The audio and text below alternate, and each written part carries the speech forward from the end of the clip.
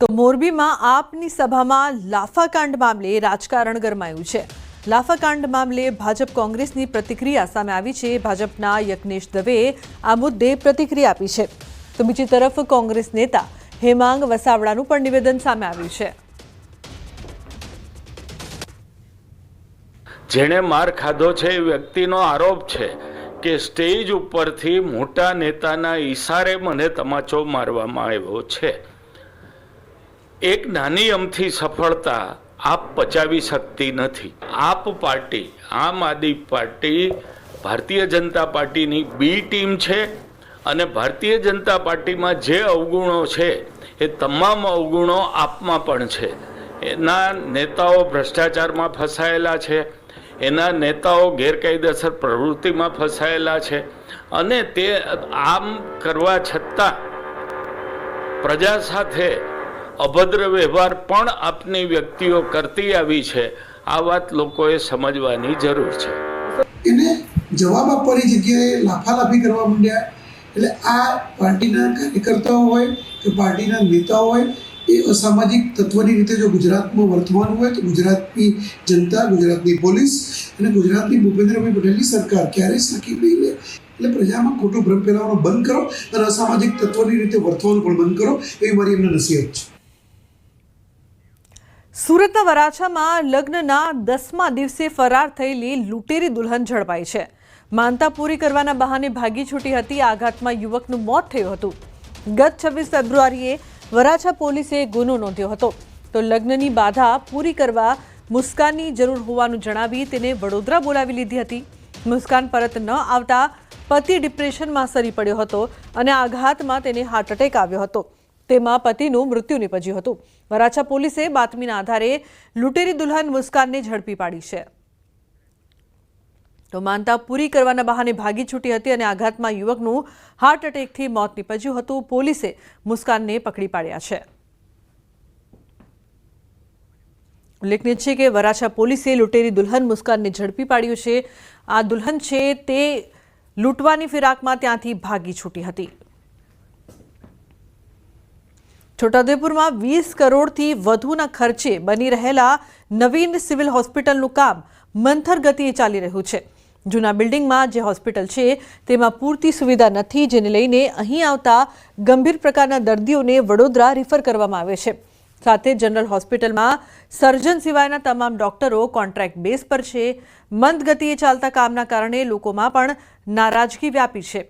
દર્દીઓની મુશ્કેલીઓ ઓછી થાય અને બાંધકામ પૂર્ણ થાય તેવી લોક માંગ ઉઠી છે। સિવિલ હોસ્પિટલનું કામ ચાલુ કરવામાં આવ્યું હતું 2023ની અંદર અને 2024ની અંદર એનું કામ સંપૂર્ણપણે પતી જવાનું હતું, છતાં પણ અત્યાર સુધી એનું કામ થયું નહીં। બહુ ધીરી ગતિએ કામ ચાલુ થાય છે, જેથી આદિવાસી વિસ્તારના હરેક તમામ લોકોને છોટાઉદેપુરથી પ્રયાણ કરીને વડોદરા જવું પડે છે। 2 થી 3 વર્ષથી ચાલી રહ્યું છે, એ કામ અત્યારે પૂર્ણ થયું નહીં।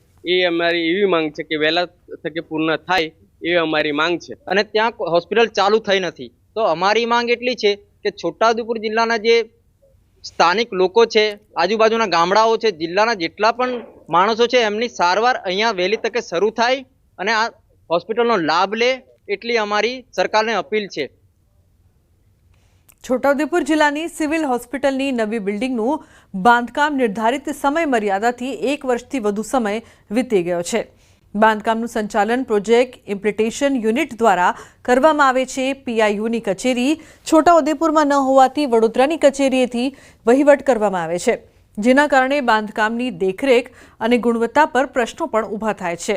જો કે તંત્ર ઝડપથી કામ પૂર્ણ થશે તેવા ઠાલા વચનો આપી રહ્યું છે।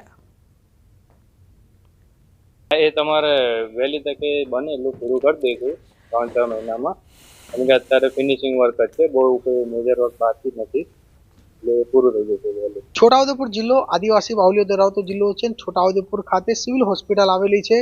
હાલ જે સિવિલ હોસ્પિટલ જે છે તે જૂની હોય, તેને એની અંદર સ્ટાફ ના હોય, પૂરતી સુવિધાઓ ના હોય, તેના કારણે સરકાર દ્વારા અંદાજે 20 કરોડના ખર્ચે નવી અદ્યતન સુવિધા સાથે બિલ્ડિંગ બનાવવાનું નક્કી કર્યું અને હાલ અંદાજે 2 થી 3 વર્ષથી કામ ચાલી રહ્યું છે। સમય મર્યાદા પૂર્ણ થઈ ચૂકી છે, પરંતુ આજ દિન સુધી આ હોસ્પિટલનું કામ પૂર્ણ થયું નથી, જેના કારણે આ વિસ્તારના લોકો ફક્ત એક જ માંગ કરે છે કે જે હોસ્પિટલની મુલાકાત ગુજરાતના મુખ્યમંત્રી ભૂપેન્દ્ર પટેલે લીધી હોય, ત્યારબાદ તંત્ર આની આ હોસ્પિટલની કાળજી કેમ નથી લેતું? શરૂઆત આજે હોસ્પિટલની જે શરૂઆત થઈ હતી ત્યારે તેની મુલાકાત આ વિસ્તારના તંત્ર કેમ નથી લેતું? એવા અનેક સવાલો ઉઠી રહ્યા છે અને આજે હોસ્પિટલ જે બની રહી છે તેને તાત્કાલિકના ધોરણે જલ્દીથી જલ્દી બનાવવામાં આવે તેવી સૂચનો કરવામાં આવે તેવા વિસ્તારના લોકો માંગ કરે છે. સેજબ ખત્રી, ન્યૂઝ 18 ગુજરાતી, છોટાઉદેપુર. અમદાવાદ વાસીઓ સંભાળજો, રોગચાળો વકર્યો છે. મચ્છરજન્ય અને પાણીજન્ય રોગચાળો વકર્યો છે.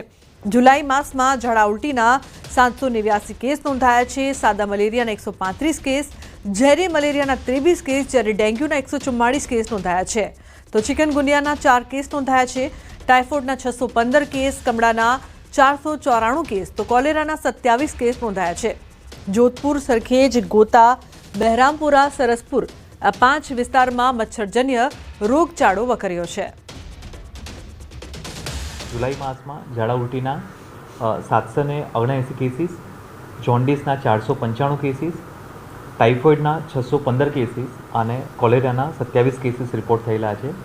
મુખ્યત્વે જે વિસ્તારમાંથી વોટર પોલ્યુશનને લગતી કમ્પ્લેન હોય છે તે જગ્યાએ એન્જિનિયરિંગ વિભાગ દ્વારા પાણીના સેમ્પલ લેવાની કામગીરી, તદુપરાંત હેલ્થ ડિપાર્ટમેન્ટ દ્વારા ક્લોરીન ટેબ્લેટ ડિસ્ટ્રીબ્યુશન કરવાની અને રિપેરિંગની કામગીરી હાથ ધરવામાં આવી રહી છે.